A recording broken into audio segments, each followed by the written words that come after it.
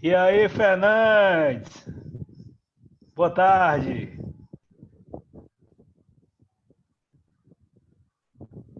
Ligar aqui, pronto. Agora deu. Beleza? Temos ainda Tranquilo. 6 minutinhos aí. Tudo bem contigo? Rapaz, tá tudo tranquilo. Só Graças a essa Deus. quarentena, né, cara? Graças a Deus. Graças a Deus. Em 5 minutinhos aí, daremos início à nossa aula, beleza? Show. A aula é toda sua, meu amigo. Beleza. Lembrando que as Como é- perguntas estão no chat e vocês podem fazer as perguntas no chat sem nenhum problema. De toda forma, eu e o professor Fernandes somos os anfitriões da sala e as perguntas que chegam no chat chegam para mim e chegam para ele também, tá? Caso alguém Mas, queira mas fazer deixa eu te alguma pedir uma coisa, pergunta, Fabrício. claro, Na hora que eles cutucarem no chat, tu me dá o toque. E tu sabe que eu pode sou meio deixar. perturbado, viu? Pode deixar, pode deixar. E em relação a, se quiserem fazer alguma pergunta em áudio, se quiserem que libere o microfone, basta na opção lá, participantes, vocês levantarem a mão, tá? Levantem a mão que a gente identifica que vocês querem participar e a gente faz a liberação do microfone, tá bom? Fernandes, a turma é sua. Boa aula. Valeu, Fabrício. E aí, galera, tudo bem? Boa tarde. Moçada, como é que vai ser a nossa dinâmica de aula hoje? Olha só. Nós temos um assunto que ele é um assunto extremamente vasto, tá? Então, o que que eu fiz? Eu busquei trabalhar com vocês a questão do Oriente Médio para a gente começar da base. Nós vamos fazer algumas questões como a guerra do Irã do Iraque, a guerra do Golfo Pérsico. Vamos falar um pouco sobre questões atuais da crise hídrica, tá? Mas como a gente só tem 60 minutos, eu não tenho como aprofundar, além disso, né, no Oriente Médio. Por exemplo, a questão dos judeus e palestinos, a Primavera Árabe. Evidentemente que isso são temáticas que mais adiante a gente pode fazer novas aulas, né, novas palestras, para que a gente possa fechar esses conteúdos. Tá? Mas o que, que a gente vai fazer aqui com vocês hoje?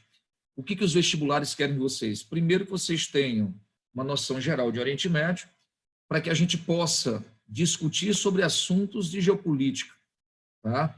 Então, a gente vai dar todo esse arcabouço para vocês e discutir algumas temáticas mais pontuais, beleza? Então, vamos começar fazendo o seguinte. Eu vou puxar o raciocínio aqui com vocês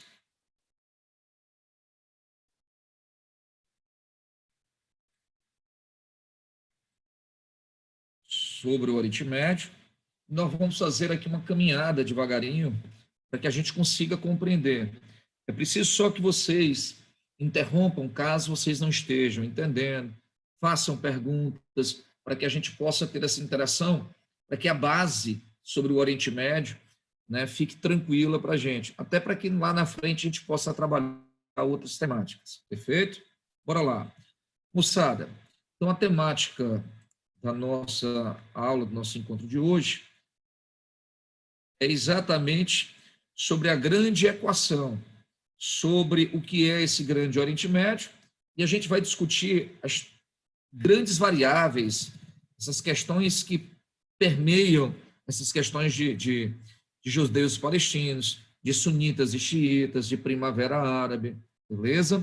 Bom, mas eu não consigo entender o Oriente Médio se eu não entender, por exemplo, o aspecto geográfico da região.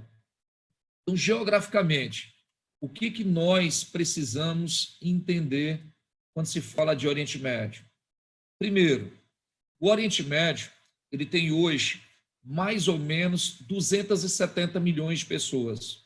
Pelo menos é o que se estima os dados de 2016, ok? Nós temos aqui, dentro de uma população predominantemente jovem, né? Isso explica muito o movimento primaveril árabe, quando você começa a entender o uso das redes sociais, gabarito de Enem 2012, tá? Então, o uso das redes sociais para propagação de regimes é muito fácil. Nós temos a propagação através da internet, se eu tiver uma população predominantemente jovem, beleza? Então, uma população entre 0 e 25 anos de idade muito intensa. é uma região de grande importância quando a gente fala sobre religiões. É ali que nós temos o berço do cristianismo, do judaísmo e do islamismo. É uma região predominantemente árabe. Quando eu digo predominantemente, por quê? Porque além do árabe, nós temos os judeus, que representam Israel, nós temos os persas, que representam os iranianos, nós temos os turcos, que representam a antiga região do Império Turco Otomano, nós temos os curdos, que representam um povo que é quase espalhados hoje no sul da Turquia, na Síria, no Irã, no Iraque, perfeito? É um povo que ele vive dentro de outros países sem ter seu próprio Estado. Então, é um povo, é uma nação que não tem um Estado propriamente constituído e luta até hoje pela autodeterminação do seu povo, tá? Inclusive com grandes atritos em todas essas regiões, inclusive recentemente com os turcos, com Tayyip Erdogan perseguindo e bombardeando áreas dominadas pelos curdos. Nós temos a população árabe, que é a maioria, nós temos os armênios, lembrar que os armênios têm um ponto interessante em 1915, né? Durante a Primeira Grande Guerra Mundial, o massacre armênio que foi cometido, segundo relatos, pelos turcos, né?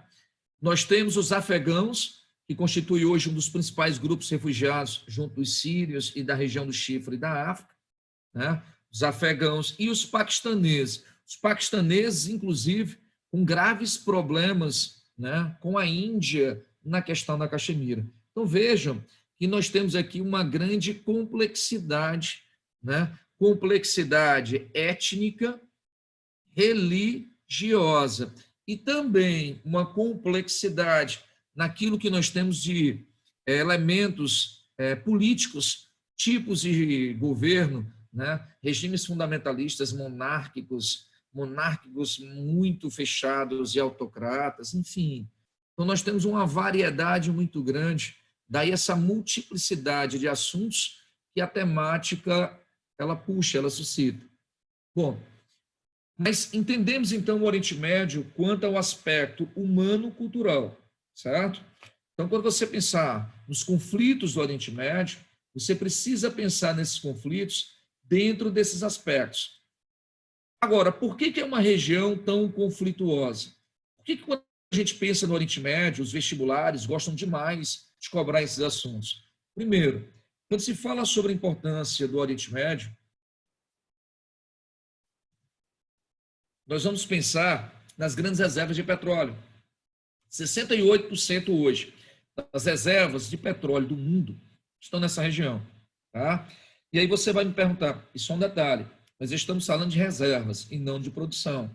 Mas em reservas, o que acontece? Nós temos hoje Venezuela, com 298 bilhões de barris, Arábia Saudita, com 267 bilhões de barris, nós temos o Canadá, com 172. Aliás, o Canadá tem muito petróleo xistoso. Nós temos o Irã, com 157. Nós temos o Iraque, com 150. Rússia, com 103. E aí, sucessivamente, Kuwait, Emirados Árabes, Estados Unidos e Líbia. Então, pessoal, quando a gente fala de Oriente Médio, indiscutivelmente, a questão do petróleo é um dos grandes e graves problemas. Não à toa que, a partir de 1860, o grande geógrafo J. William Vizzentini, ele passa a denominar a civilização do século XIX, da Revolução 2.0, de civilização do petróleo.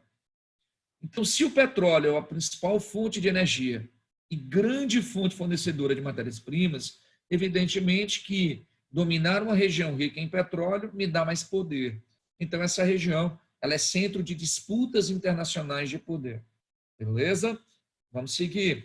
Além dessa questão do petróleo, por que, segundo Miriam, o Oriente Médio é um barril de petróleo?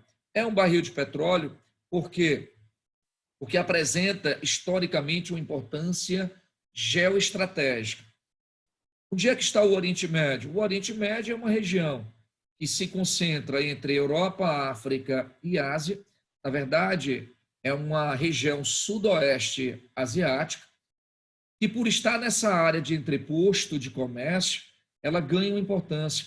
Basta que a gente lembre, por exemplo, as antigas rotas de comércio. A Rota da Seda da China, inclusive, Rota da Seda, lembrarmos do século XIV, da Idade Média, onde nós tivemos a questão do coronavírus, né? Da questão da peste negra, né? Que é uma das primeiras grandes pandemias que se tem notícia, tá? Quando se envolve a Europa, a Ásia e a própria África. Então, de onde teria vindo essa doença? Os estudos apontam também para a China, que através da pulga do rato teria se proliferado. Além da Rota da Seda, nós tínhamos a rota dos produtos da Índia, as chamadas especiarias. E aí, se você pegar esse mapa que eu estou apresentando para vocês, vocês estão vendo as pequenas navegações que permeavam o mar Mediterrâneo, cortava exatamente a região do Oriente Médio, chegando às Índias, beleza? Então, essa região é uma área de entreposto de comércio, geopoliticamente uma área de grande importância. Além desses dois fatores, podemos apontar ainda um terceiro fator que explicaria também, né, esse caldeirão de pólvoras que é o Oriente Médio. Então, a questão de petróleo, a questão geoestratégica de comércio, a diversidade cultural, ela pode ser associada à questão hídrica. Ou seja, o Oriente Médio é uma região dominada principalmente por um clima árido, onde o déficit hídrico ele é muito intenso. E aí o professor de história trabalha com vocês muito, na hora que ele vai trabalhar a história da antiguidade, isso que a gente chama de crescente fértil, essa meia-lua. Repare que essa meia-lua, ela integra o Nordeste da África, que representa, na visão, né, mais moderna acerca do assunto, ela envolve o grande Oriente Médio, que eu vou já apresentar para vocês. Então, o Egito, que está principalmente na África, mas também no Oriente Médio, através da península do Monte Sinai, faz parte do que a gente chama historicamente de um crescente fértil. Então, eu pego aí, ó, Fernandes, quais são os rios ou as bacias importantes para a gente entender do crescente fértil? A bacia do rio Nilo, que corta a região da África através do Lago Vitória, certo? Cortando a parte oriental da África até o mar Mediterrâneo, o delta. Nós temos a questão do Rio Jordão, que envolve a grande crise de 67, que recentemente Donald Trump, né, se dizendo a favor da criação de um Estado palestino, porém defendendo o controle de Israel sobre as nascentes do Rio Jordão, entendeu? Que é a Guerra de 67, a Guerra dos 6 Dias. Então, bacia do Nilo, bacia do Rio Jordão e a bacia da Mesopotâmia, em que se envolve o Rio Tigre e Eufrates. E aí você me pergunta, Fernandes, então essa questão da água, ela é uma questão importante e geopoliticamente para que a gente possa compreender os problemas da região? Sim. E eu vou começar trabalhando com vocês essa questão do rio Nilo. Se você pegar esse crescente fértil a partir do chamado rio Nilo, nós vamos lembrar que, se eu pegar aqui o Lago Vitória, no centro da África, e pegar o curso do chamado Nilo Branco, ele atravessa diversos países, né? Mas fundamentalmente Egito e Sudão, que vão receber, através do rio principal, do curso principal, que é o Nilo Branco, as águas do Nilo Azul, que sai da Etiópia. Aí nós temos um problema. Qual é o grande problema que vocês, em prova, podem se deparar? A Etiópia está construindo a 7ª maior represa do mundo, que é a represa da barragem do Renascimento. Essa barragem, que vai ser a 7ª maior do mundo, vai reduzir a quantidade de água aqui, ó, essa quantidade de água que sai do Nilo Azul como contribuinte para o Rio Branco, ele vai diminuir. Então, o volume de água da região do Sudão até o Egito deve diminuir nos próximos anos, o que faz com que Egito e Sudão se tornem, né, países vulneráveis a essa questão hídrica.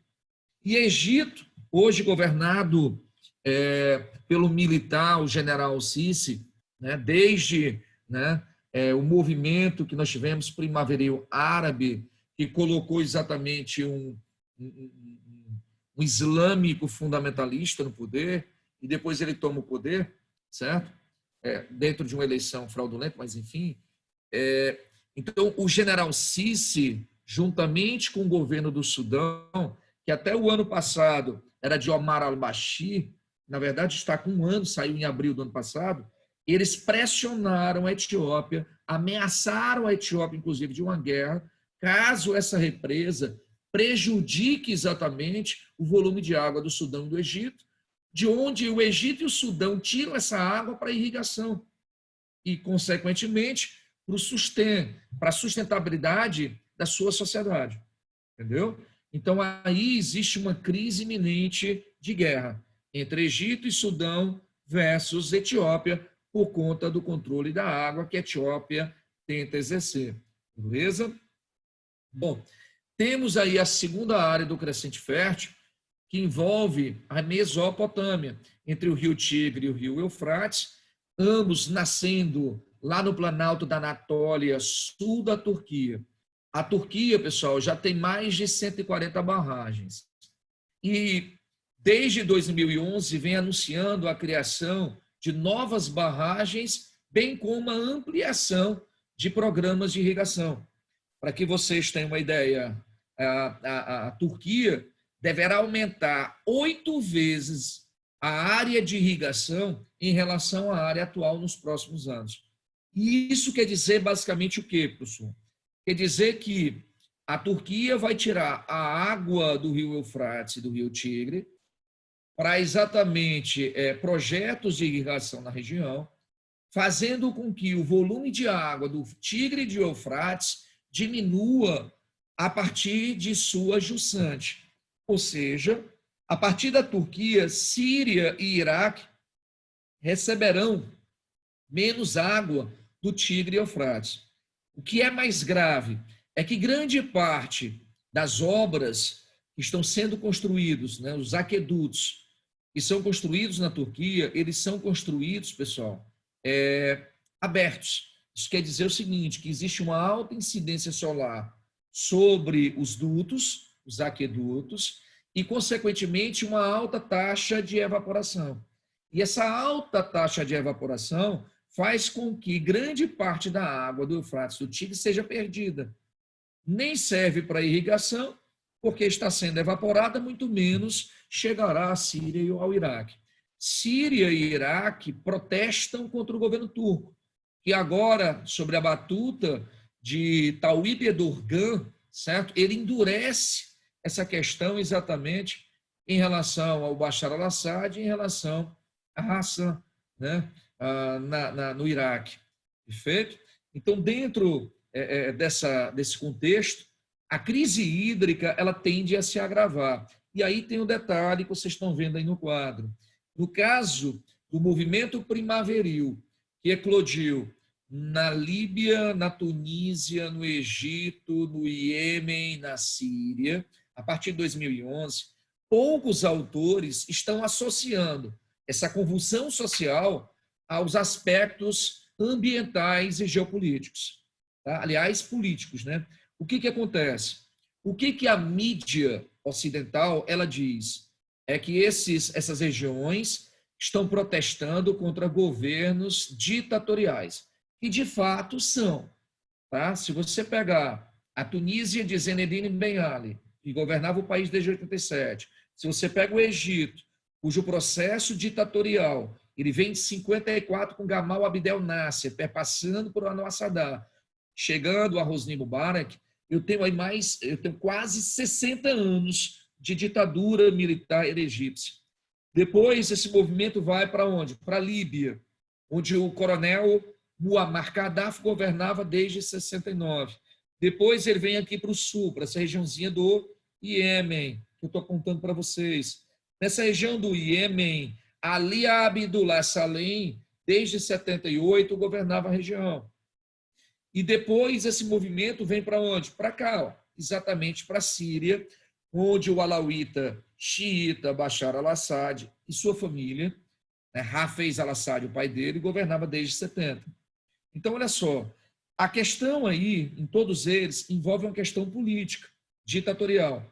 Porém, todavia, existem outros elementos nessa crise, né, árabe. Por exemplo, no caso específico da Síria, do Egito, as secas que atingiram a região entre 2006 e 2009, tá, potencializaram a pobreza, a fome, a subnutrição e, consequentemente, o êxodo, onde os camponeses migraram da região agrícola para as grandes cidades, como, por exemplo, na Síria, a cidade de Alepo, uma das grandes cidades onde nós tivemos, né, o grupo terrorista, certo? A Frente Nusra de Libertação, que a gente chama hoje de Daesh, ou Estado Islâmico. Então, o que acontece? O Estado Islâmico ele foi potencializado pela crise, pela fome deflagrada na Síria. E isso também tem a ver com a seca associada ao controle da água por parte da Turquia. Então, a Turquia controlando a água, menos água chega através do rio Eufrates, consequentemente, menos água para irrigação, menos água, menos produção agrícola, menos alimentos. Menos alimentos, mais o preço sobe, lei da oferta e da procura. Consequentemente, nós teremos a marginalização e também, né, os protestos contra a ditadura do alauíta xiita Bashar al-Assad. Ok? Só lembrando, pessoal, nós estamos aqui passando para vocês uma palestra para que vocês entendam o que os vestibulares podem cobrar para vocês. Tá? Então, eu não estou perdendo tempo, estou sendo bem objetivo para que a gente não fique, né, divagando sobre assuntos que os vestibulares não cobrariam. Beleza? Voltemos aqui, e aí vamos potencializar a questão do Iraque. Pessoal, o Iraque é um país sofrido, que a gente vai ver mais adiante, desde um golpe no final dos anos 50, até a chegada do partido Baath no poder no Egito, né, nos anos 60. Então, no Egito, não, desculpa, no Iraque.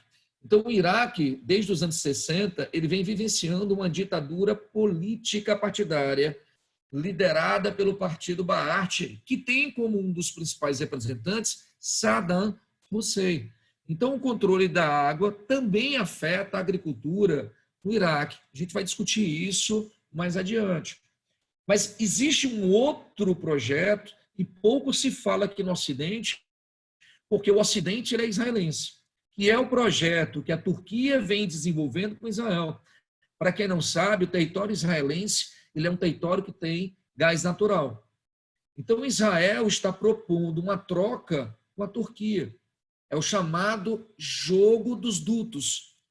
Enquanto a Turquia vai fornecer água através dos aquedutos para Israel, Israel vai oferecer à Turquia o gás natural. E qual é o problema disso? É que a Turquia vai desviar mais água para Israel, prejudicando ainda mais o volume de água para o Iraque e para a Síria. Perfeito? A terceira área importante envolve a questão entre judeus e palestinos. É a região da Palestina, antiga Filistina. A região da Palestina, onde nós temos a área central, que é Israel, e entre Israel e a Síria, que é essa regiãozinha de rosa que está aparecendo para vocês com essas montanhas, é onde nós temos a famosa colina de Golã. Tá? As colinas de Golã é onde nós temos a nascente do Rio Jordão. Tá? Então, o Rio Jordão, ele vem Síria, Israel, Jordânia, desembocando, portanto, lá embaixo no Mar Morto. Tá? Mais acima, vocês têm o chamado Mar da Galileia, tá? Biblicamente conhecido. O que nós precisamos atentar sobre esse Rio Jordão? O Rio Jordão, pessoal, ele é fundamental para que a gente tenha irrigação na Síria, nessa área cinza que é Israel, tá? Inclusive o deserto de Negev, ele depende demais também dessa área, deserto mais na área centro-sul, tá? E a Jordânia, perfeito? E em 1967, nós tivemos uma guerra entre Israel, Síria, Israel, Jordânia e Israel, e lá embaixo, o Egito, perfeito? Então, é chamada Guerra dos 6 Dias, 1967. Professor, importante? Muito. Mas deixa eu só pedir a vocês o seguinte, eu não quero falar com vocês sobre a Guerra de 67. Me deixe falar sobre essa guerra com muita calma, quando a gente estiver falando sobre os conflitos entre judeus e palestinos, que foram 4. Mas eu depois converso com vocês acerca particularmente dessa guerra. O que eu quero que vocês foquem é a importância exatamente do Rio Jordão num contexto de uma região árida. Beleza? Show? Podemos seguir, gente? Alguma pergunta? Posso seguir? Então vamos lá. Uma outra coisa que eu vou chamar a atenção de vocês, eu estou pensando em vestibulares. Tá? O que eu estou chamando a atenção aí? Está vendo essa área de amarelo, faixa de Gaza e Cisjordânia? Vocês que estão copiando o que eu estou dizendo, embora muito rápido, enfim, eu queria que vocês observassem Gaza e Cisjordânia e entendessem que aí nós temos 2 grandes grupos de islâmicos, tá? Palestinos, né? Que reivindicam a autonomia dessas 2 áreas. Na faixa de Gaza, inclusive, vocês têm um grupo chamado Hamas. É o grupo Hamas. Tá? Esse grupo Hamas, surgido em 87, enquanto grupo terrorista, ele reivindica a independência de Gaza em relação a Israel. Gaza tem muito gás natural, para quem não sabe. E na Cisjordânia, onde você encrava no centro dessa areazinha a cidade de Jerusalém, é uma área também onde você tem palestinos, onde Israel tomou em 67. Tá? E nessa região atua um grupo chamado El Fatah. Tá? O grupo Fatah foi criado no final dos anos 50, 59, 60, pelo grande líder Yasser Arafat. Tá? E o que ele está reivindicando? Yasser Arafat, desde 59, reivindica a partir daí o processo exatamente de autonomia. Vamos lá, o senhor pode repetir a parte do grupo Hamas? Podemos sim, gente. Aonde vocês estão vendo no mapa aí? A faixa de Gaza. O que é que eu quero que vocês anotem para mim? É que na faixa de Gaza nós temos um grupo terrorista chamado Hamas. Esse grupo Hamas, que surgiu em 87, tá? Inclusive com o apoio do Hezbollah, ele é um grupo sunita que reivindica exatamente o controle político sobre a região. Portanto, eles querem soberania, independência em relação a Israel. E Israel, evidentemente, não cede, porque Israel tem vários assentamentos na região, bem como nessa região você tem grandes reservas de gás. Na faixa de Gaza, inclusive, em 2006, nós tivemos uma eleição onde o grupo Hamas ganhou a eleição, porém, nem Estados Unidos e nem Israel reconheceram a vitória. Então, existe um impasse. O Hamas ele é considerado um grupo radical pelos Estados Unidos e por Israel. Beleza? Então, onde tem Gaza, você anota Hamas. Aonde tem Cisjordânia, tu anota o grupo El Fatah. Show? Beleza? Então, são os 2 grandes grupos. Oi. Tem 2 perguntinhas aqui do Pedro. Ele pergunta o seguinte: professor, o que falta para a constituição de um Estado curdo? E a outra do Felipe: esses grupos terroristas têm relação direta com o governo, no caso políticos? Vamos lá. A primeira questão sobre o Estado curdo, que é um assunto que os vestibulares deverão cobrar, viu, gente? Vocês estão se preparando para os vestibulares aí, fiquem atentos a essa questão dos curdos. Bora lá. O que falta para os curdos? Primeiro, onde é que o Estado curdo seria criado, gente? No sul da Turquia, onde vocês estão vendo uma área de grande importância pelas colinas de Golã, tá? Desculpa, colinas de Golã não, pela região no Planalto da Anatólia, você tem nascentes de rios. Então, envolve uma questão dos turcos. Ele pegaria o leste da Síria, o norte do Irã e do Iraque. O norte do Iraque, nós temos grandes áreas, inclusive de petróleo. Então, o que falta para a gente criar o Estado curdo? Primeiro, que Turquia, Síria, Irã e Iraque concordem em ceder parte dos seus territórios a esse grupo. Uma vez cedido, os curdos teriam o seu território. Lembrem-se que a gente viu isso em geopolítica em sala de aula. Não existe Estado sem território. Tá? Então, para eu ter um Estado curdo, primeiro eu tenho que ter uma base territorial soberana. O que é soberana? É que ela precisa ter reconhecimento dos outros países. Uma vez que eu consiga o reconhecimento de outros países, para que haja a soberania da região, o que falta para eu ter um Estado? O reconhecimento da ONU. Para isso, eu preciso que os Estados Unidos da América também apoiem a criação do Estado curdo. Beleza? Então, o que falta é isso. Tá? E a segunda pergunta é com relação aos grupos terroristas. Eu precisaria de uma aula inteira, pessoal, para a gente falar sobre grupos terroristas. E se o Fabrício quiser, eu estou disposto, na outra sexta-feira, a gente a fazer uma conversa, né, acerca de grupos terroristas. Vamos combinar. Vamos combinar, Fabrício. A gente acerta. Tem mais perguntas aqui. Eu posso fazer? Não, mas deixa eu só responder rapidinho. Beleza. Os grupos terroristas têm a ver com grupos que têm ideologia, gente. Por exemplo, você pega o grupo Hamas e o Al-Fatah, considerados grupos terroristas, qual é a ideologia deles? Qual é a ideia deles? É que Israel desocupe Cisjordânia e Gaza e reconheça eles como Estado independente. Os mais radicais, inclusive, não aceitam o Estado de Israel, que foi criado em 14 de maio de 48 por Ben-Gurion. Tá? Então, mas existem outros grupos. Aí é onde entra essa questão complexa. Por exemplo, eu posso falar para vocês sobre o grupo Boko Haram. O Boko Haram é um grupo nigeriano que envolve uma série de elementos. O norte da Nigéria é dominado, por exemplo, pelos Hausans, pelos Fulanis. São dois grupos étnicos que se opõem aos dois grupos do sul da Nigéria, que são os Igbos e os Yorubás. Certo? Então, existe uma questão política, mas também existe uma questão social e econômica. O norte é pobre, o sul é rico. Tá? Existe uma questão cultural.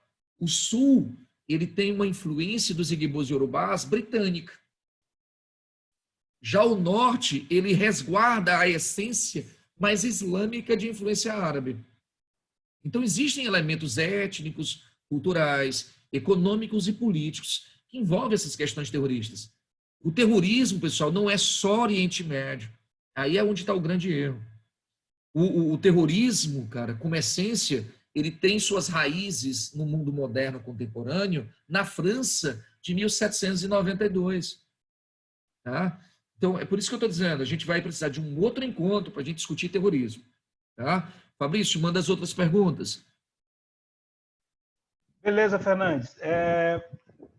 Na realidade, a Thaís pediu para você repetir essa questão da troca que a Turquia e Israel planejam fazer.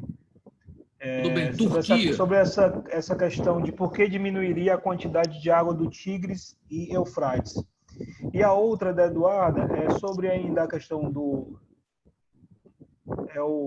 El-Fatah, mas o que eles reivindicaram na Cisjordânia? Pronto, vamos lá. Primeiramente, a questão da troca entre Turquia e Israel. Os turcos vão oferecer para Israel a água, ok? Então, os aquedutos. Em troca, Israel vai oferecer para os turcos o gás natural, certo? Qual é o problema disso? Imagina que é no Planalto da Anatólia, na Turquia, que nasce o rio Tigre e Eufrates. Então, quem tem o controle da nascente do rio Tigre e Eufrates? Turquia. Então, o que a Turquia vai fazer? Vai pegar parte dessa água que corta seu território e ceder para Israel. Aí tu imagina, aqui atrás, ó, Deixa eu tentar voltar aqui para que vocês compreendam o raciocínio aqui.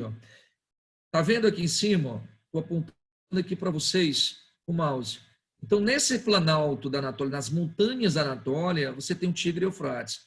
Então, a água sai da Turquia, vai para a Síria e para o Iraque. O que pretende fazer a Turquia? Levar essa água até Israel. Então, a água que sairia da Turquia e entraria na Síria e para o Iraque, ela seria menor a quantidade, porque parte dessa água iria para Israel. Por isso que Iraque e Síria, certo, seriam prejudicados. Beleza? E a segunda pergunta é sobre o El Fatah, o que ele reivindica.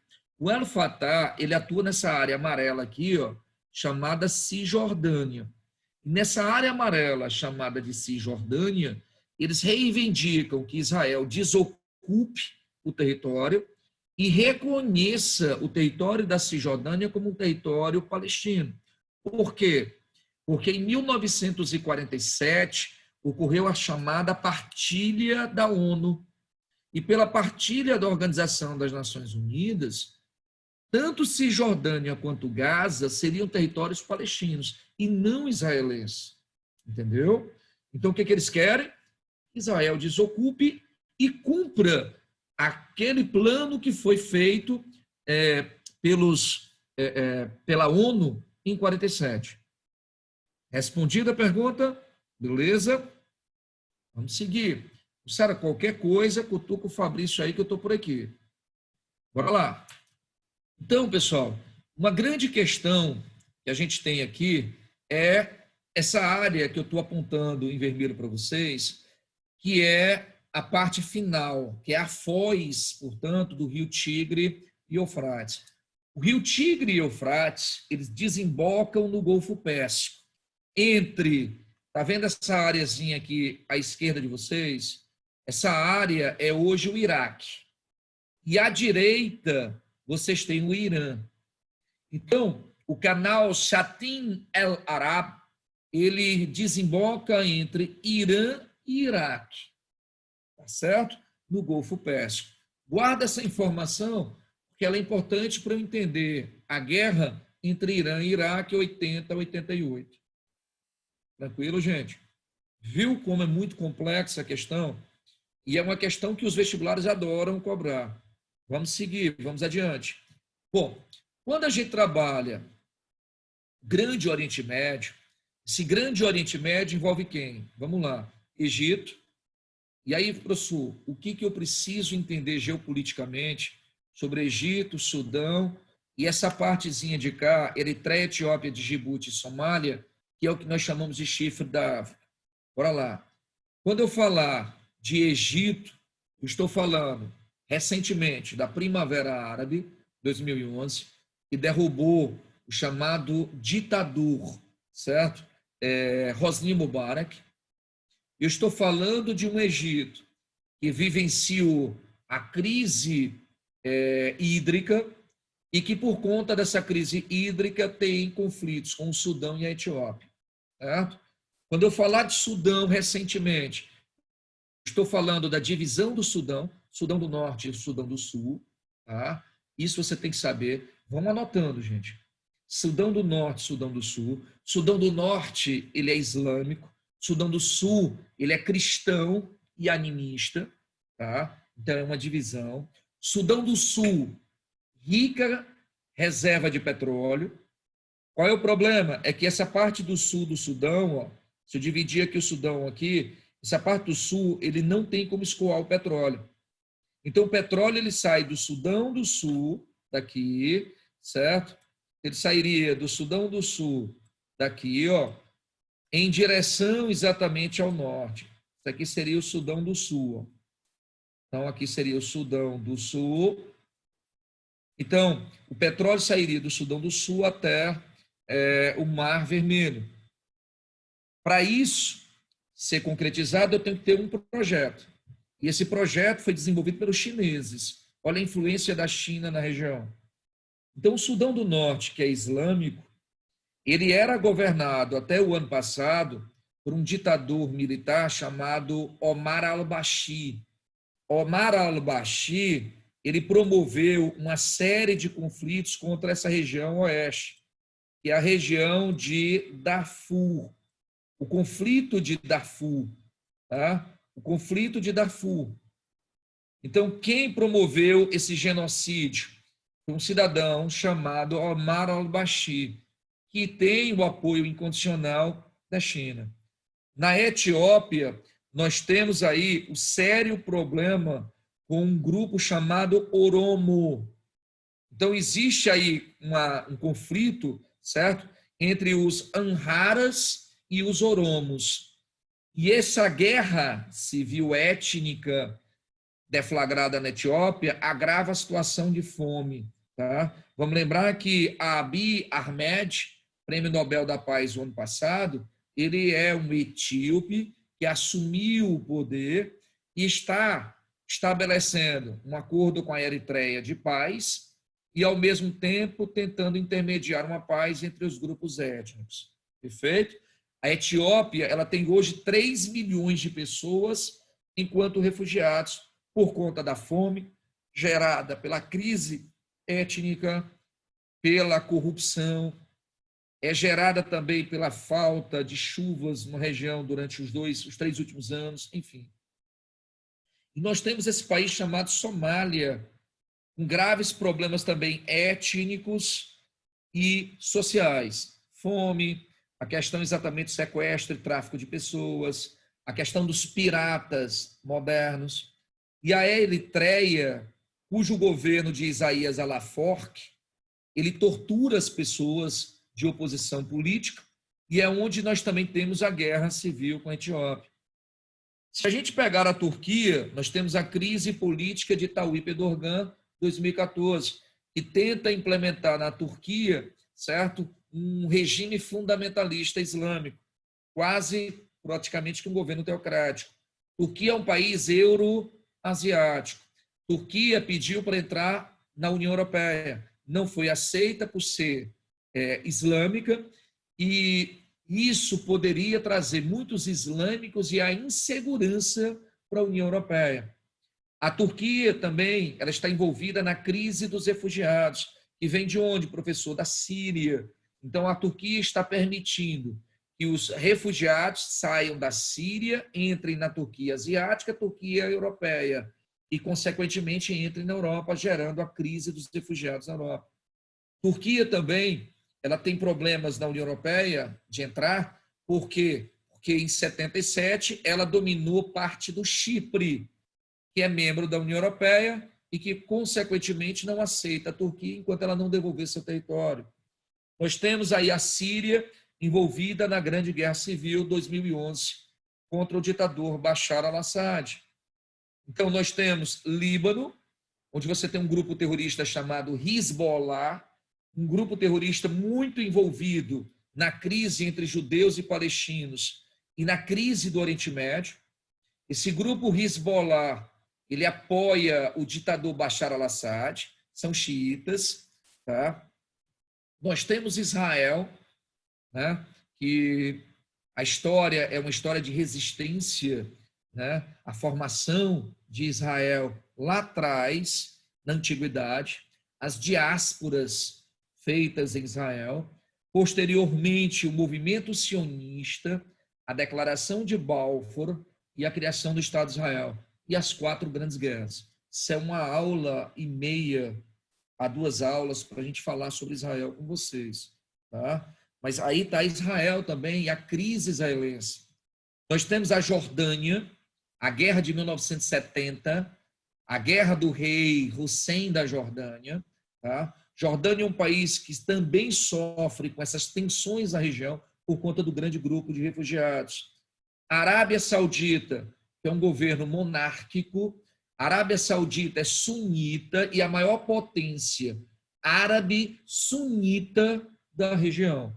É uma monarquia ultraconservadora que disputa o poder político na região, tá, com o Irã, que a gente vai já discutir a Guerra Fria da região. Aqui tem uma pergunta. Professor, pode explicar a interferência dos Estados Unidos e Rússia na Guerra da Síria? Galera, eu posso.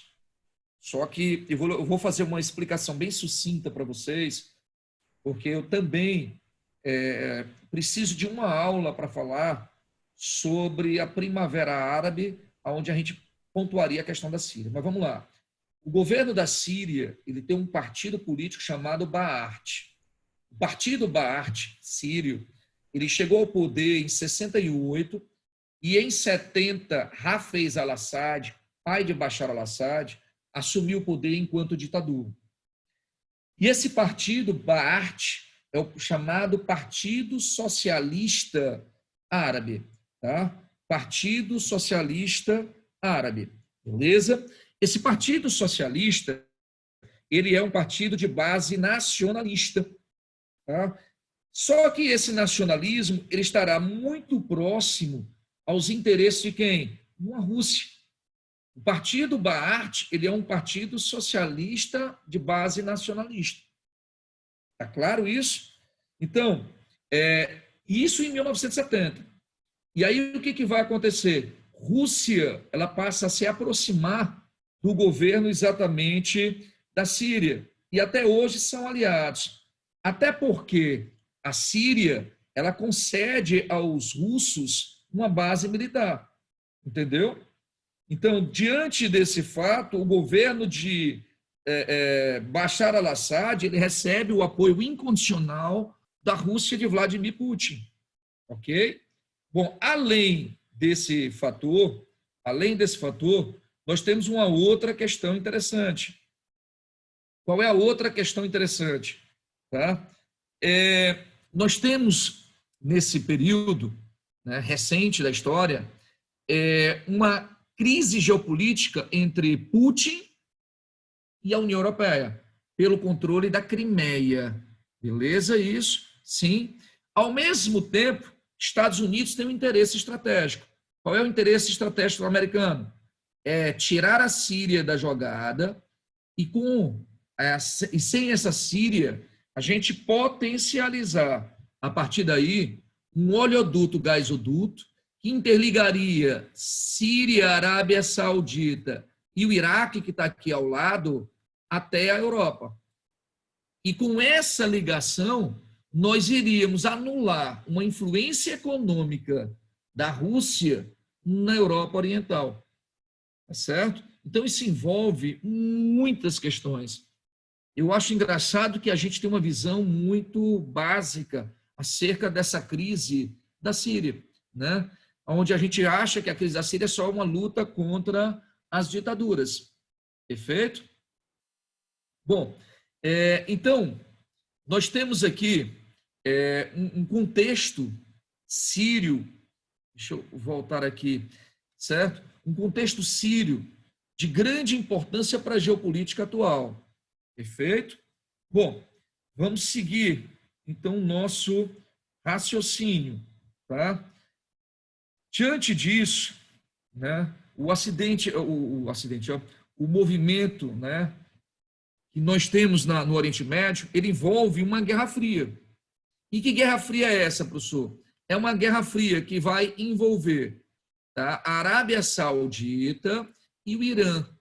É uma guerra que vai envolver particularmente sunitas. A Arábia Saudita, ela é sunita, então ela vai envolver os sunitas e aqui o principal país xiita do mundo, tá certo? Então é uma questão que envolve poder político, é uma questão que envolve questões religiosas, a divisão dos grupos sunitas e xiitas, e é uma questão que também vai envolver uma questão étnica, árabes e persas, porque aí você vai lembrar que o Irã, ele é persa, beleza? Bom, nós temos o Iraque. Iraque tem maioria de sua população xiita.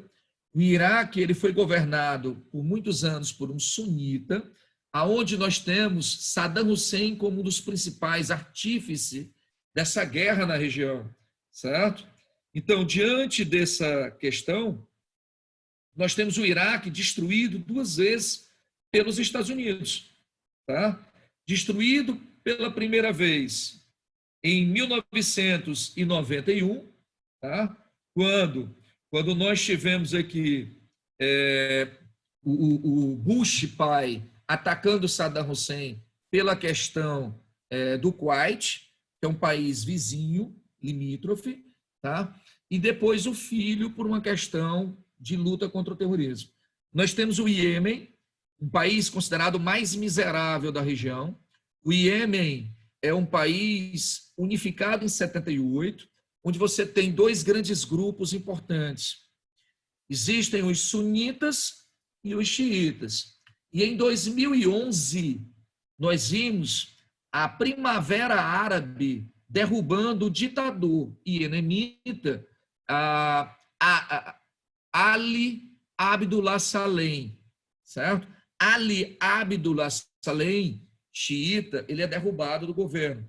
Desde então, nós temos uma guerra civil no Iêmen, que envolve quem? Sunitas, onde você tem um grupo terrorista chamado Al-Qaeda, que atua na região, e você tem um grupo terrorista, tá? Você tem um grupo terrorista chamado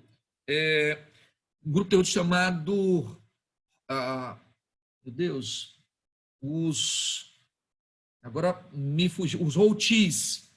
Os Houthis, eles são xiitas e recebe exatamente o apoio, do Irã. Então, essa guerra civil, o ano passado, os chamados Houthis bombardearam uma refinaria saudita. Acho que vocês devem lembrar disso. Então, isso envolve um conflito bem recente e atual. Perfeito? Bom, uma outra questão interessante que nós temos aí é a questão, aí você tem o Omã, Emirados Árabes Unidos, regiões de grande importância que nós temos nesse contexto de petróleo, e o Catar. Pessoal, o Catar é um país que recentemente foi acusado de envolvimento com grupos terroristas. Perfeito? Então, recentemente, esse grupo esteve envolvido com o terrorismo. Não à toa que se recentemente fala sobre a compra do Neymar pelo PSG por um grupo Qatari para amenizar a situação. O Kuwait, ele tem uma relação direta com o Iraque, grande quantidade de petróleo, e aqui entre Kuwait, Iraque e Irã, você tem o Golfo Pérsico, uma das principais áreas, tá? Uma das principais áreas de conflitos e tensões. Por quê? Porque é a região que vocês vão encontrar o processo de escoamento de petróleo. Ok? Bom, em relação a isso, o que nós temos ainda? Aqui me perguntam sobre a questão sobre o movimento de Kefaia, né? Bom, o movimento de Kefaia, ele é um movimento que envolve principalmente, né, o Egito, e a questão exatamente de uma eleição, né, acho que 2004, 2005, se é 2005, né, que você está perguntando, né, que lutava contra a ditadura de Hosni Mubarak, tá? Que é o que vai potencializar em 2011, tá? A Primavera Árabe. Um outro aluno me pergunta, porque eu fico distraído, deixa eu ver aqui, para não atrapalhar a linha de raciocínio dele, se tiver uma terceira guerra mundial, pode ter certeza que o estopim vai ser o Oriente Médio. Aí a gente não pode trabalhar com esse tipo de conjectura. Deixa eu ver a outra aqui. Grupo Pensar. Professor, comenta sobre as consequências da guerra do... Eu acho que deveria ser Yom Kippur, né, gente? Deve ser Yom Kippur. A guerra do Yom Kippur foi de 73, outubro de 73. Essa guerra envolveu judeus e palestinos. Foi capitaneada a guerra pelo Egito, comandado por Anwar Sadat, certo? Contra o Estado de Israel. Qual era o objetivo da guerra? Conquistar de volta as terras perdidas pelos palestinos em 67, certo? A guerra não teve sucesso. Mas que consequências nós tivemos dessa guerra do Yom Kippur? Bom, na conjuntura global, o aumento do barril do petróleo. Por quê? porque em 73 nós tínhamos já a OPEP, Organização de Países Exportadores de Petróleo, que utilizarão, certo, o petróleo como uma arma geopolítica contra Israel e o apoio ocidental. Então, o que aconteceu nesse período? Tá? Em 1973, a OPEP, que tem maior parte dos países de origem árabe, palestina, certo? Eles reduziram a produção de petróleo para aumentar o preço. Então, o barril salta de 3 para 12,56 dólares o barril em 73. Uma segunda consequência, tá, foi que Israel expulsou da região pós-guerra, né, Yasser Arafat e consequentemente, cresce um movimento anti-israelense no sul do Líbano, onde você tem um grupo Hezbollah, fato que vai justificar, em 81, 82, a invasão israelense ao Líbano, certo? Uma outra consequência para você lembrar em provas de vestibulares, tá?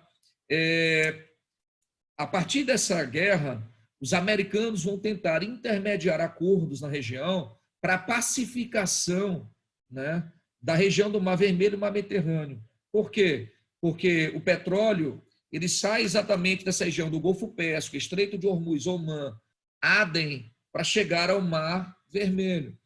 Então, do Mar Vermelho, esse petróleo ele faz esse trajeto que eu estou rabiscando aqui para vocês, para chegar ao Mar Mediterrâneo.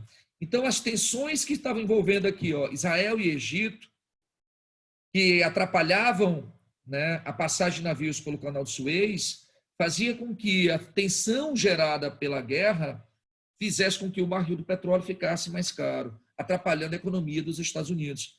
Então, em 79, o governo americano, através de Jimmy Carter, seu presidente, reuniu Anwar Sadat, líder egípcio, e Begin, líder israelense, para fazer o acordo de Camp David. Com isso, Israel devolveu a península do Monte Sinai ao Egito para pacificação, para que houvesse mais estabilidade geopolítica na região. Perfeito? Aí, deixa eu só rolar aqui para ver se tem mais alguma dúvida aqui, pessoal. Galera, vocês podem ir fazendo as perguntas aqui. O problema é que eu me atrapalho e às vezes eu demoro para ler. Mas é só fazer as perguntas aí que na hora que eu atinar eu vou respondendo a vocês.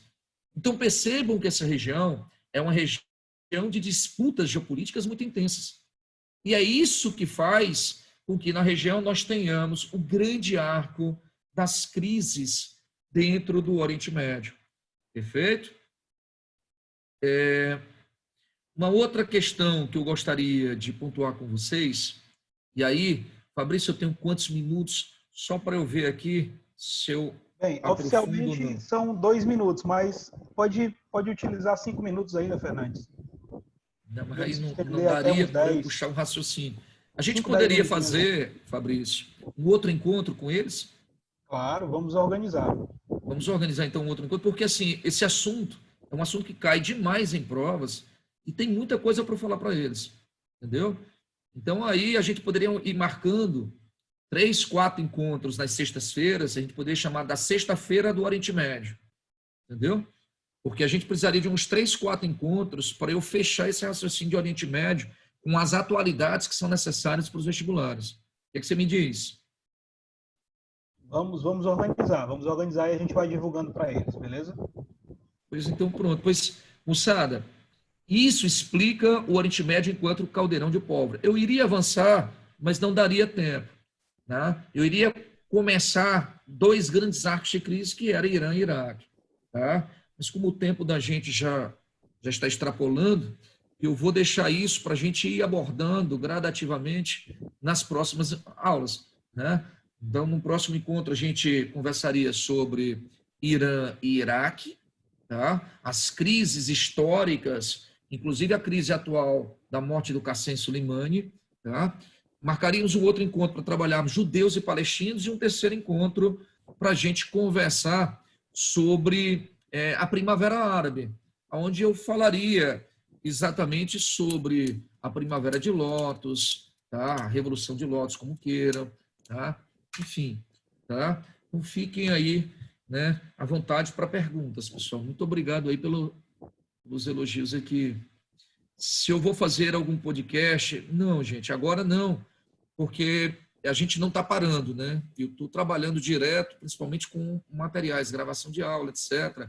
E amanhã de manhã nós temos aulas aí no Objetivo, não é isso, Fabrício? Amanhã pela manhã?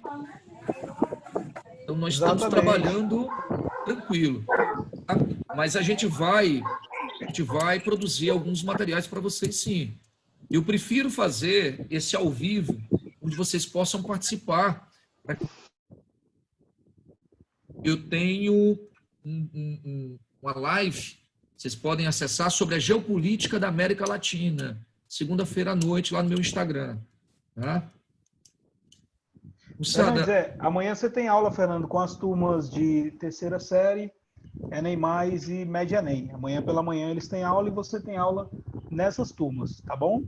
A gente vai voltar com essa ideia genial aí, a gente vai aproveitar esse gancho e teremos sim a sexta-feira do Oriente Médio. Então, o próximo encontro a gente depois divulga direitinho o horário para os meninos.